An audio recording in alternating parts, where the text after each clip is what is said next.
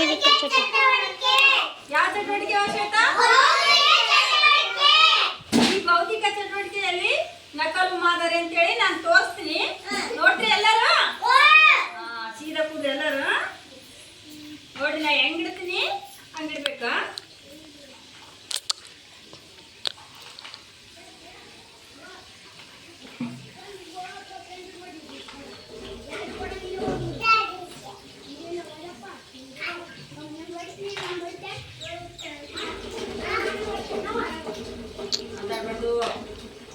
ನೋಡ್ಬೇಕು. ಇದು ನಿಮ್ಗೆ ಮಾಡಿಸ್ತೀನಿ ಈಗ.